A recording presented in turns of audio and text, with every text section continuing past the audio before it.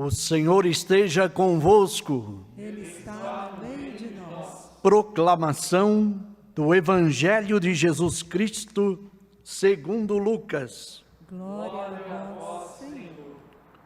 Naquele tempo, os 2 discípulos contaram o que tinha acontecido no caminho e como tinham reconhecido Jesus ao partir o pão. Ainda estavam falando quando o próprio Jesus apareceu no meio deles e lhes disse: "A paz esteja convosco." Eles ficaram assustados e cheios de medo, pensando que estavam vendo um fantasma. Mas Jesus disse: "Por que estáis preocupados? E por que tendes dúvidas no coração? Vede minhas mãos e meus pés. Sou eu mesmo. Tocai em mim e vede.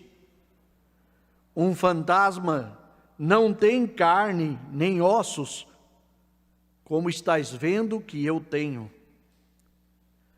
E dizendo isso, Jesus mostrou-lhes as mãos e os pés. Mas eles ainda não podiam acreditar, porque estavam muito alegres e surpresos. Então Jesus disse: "Tendes aqui alguma coisa para comer?" Deram-lhe um pedaço de peixe assado. Ele o tomou e comeu diante deles. Depois disse-lhes: "São estas as coisas que vos falei quando ainda estava convosco. Era preciso que se cumprisse tudo o que está escrito sobre mim, na lei de Moisés, nos profetas e nos salmos." Então, Jesus abriu a inteligência dos discípulos para entenderem as Escrituras e lhes disse: "Assim está escrito: o Cristo sofrerá e ressuscitará dos mortos ao terceiro dia, e no seu nome serão anunciados a conversão e o perdão dos pecados a todas as nações, começando por Jerusalém. Vós sereis testemunhas de tudo isso." Palavra da salvação. Glória a vós, Senhor. Que a palavra do Santo Evangelho perdoe os nossos pecados. Amém. Queridos irmãos e irmãs, nós nos encontramos hoje em Eucaristia para rezarmos juntos, de uma maneira muito celebrativa, este terceiro domingo do tempo pascal. Celebrar de uma maneira também festiva, porque agora nós podemos viver a Assembleia, né? Para vocês em casa é tão comum a gente falar, conversar, porque em casa tem ali, a gente está nessa realidade, vocês não estão vendo o outro lado da moeda, né? Agora aqui, quem está aqui perto, está vendo como é que é toda a estrutura desta realidade. E como é importante para a gente sentir essa presença, né? O estar presente. Logo, né, vamos procurar, né, meus irmãos e irmãs, fazer bem a lição de casa, para depois a gente não voltar para o castigo, né? E ficar só em casa, a gente poder continuar participando da missa.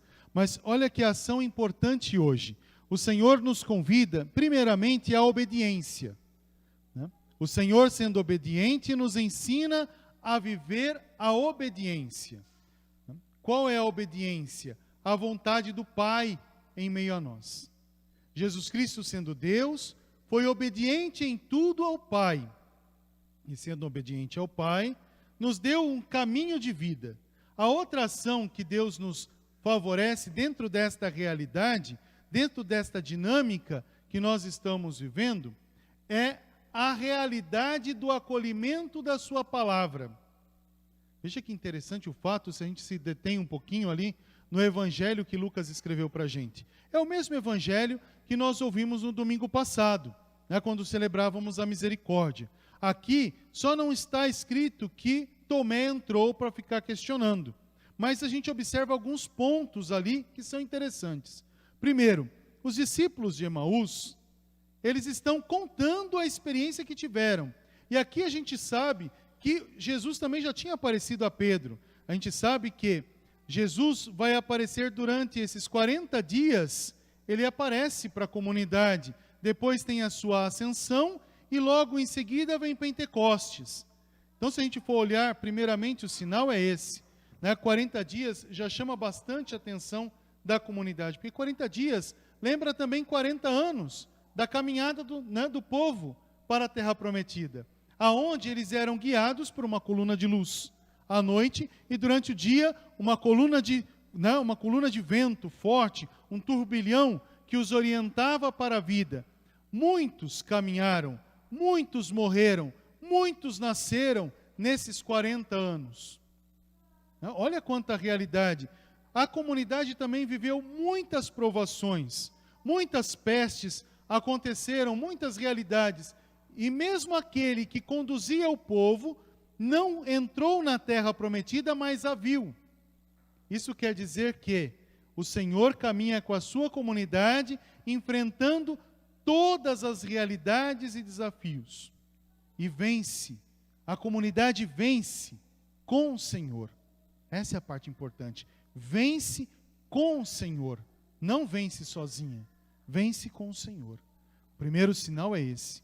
O segundo sinal é que lembra-se, 40 anos também vai lembrar 40 dias do Senhor no deserto. O próprio Jesus, quando é batizado, é arrebatado para o deserto e ali vai viver os momentos da tentação. Então o próprio Senhor, sendo Deus, se fez homem e assumiu as realidades da humanidade, ser praticamente seduzido pelo mal. E o Senhor mostra que, se formos verdadeiros, venceremos o mal. Hoje escutei até mesmo assim, dentro de uma estrutura, de uma leitura que estava vendo, falando assim, o demônio, ele só ataca quem tem medo dele. Quem não tem medo dele, ele não ataca.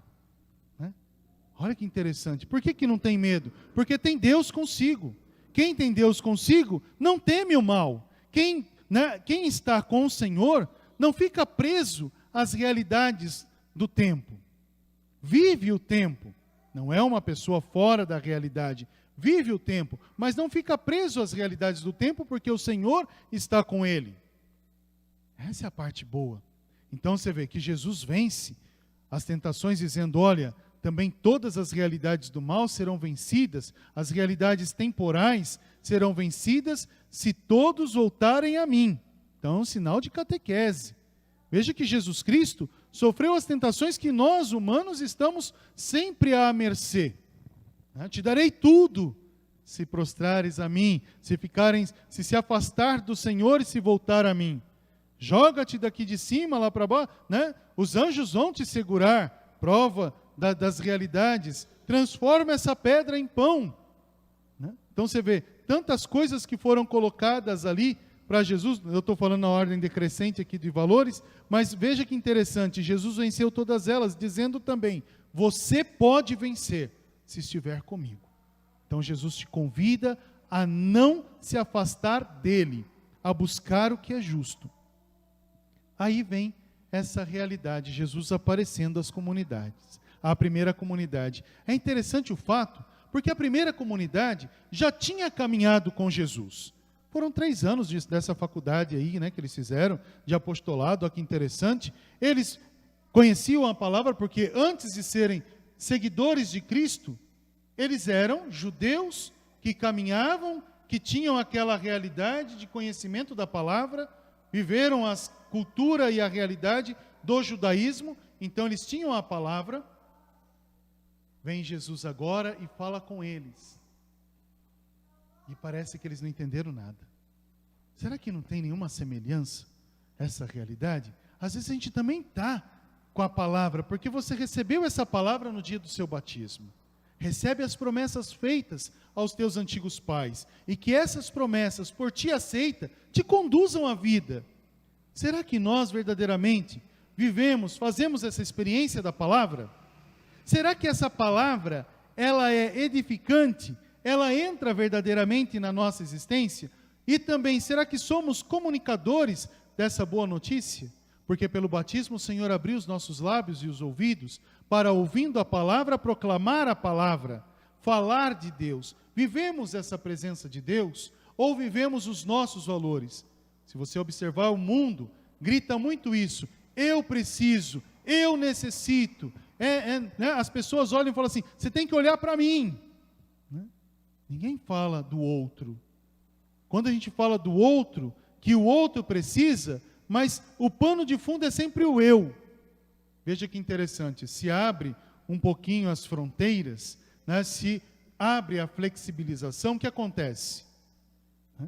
Digo para vocês, só entre nós aqui, hoje fui rezar missa no meu mosteiro. O que eu vi de carro nessa rodovia e de moto nessa rodovia, não estava no gibi.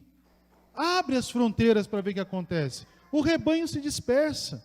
Depois que todo mundo fica goiaba, né, fica lá bichado, não sabe por que ficou. A gente mesmo não conhece os valores do tempo. A gente não sabe viver os valores.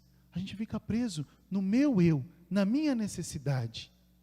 Pouco importa se a minha necessidade vai matar 100, 200, 300, 400. O importante é a minha. Ah, mas precisa disso. Todo mundo sabe que precisa.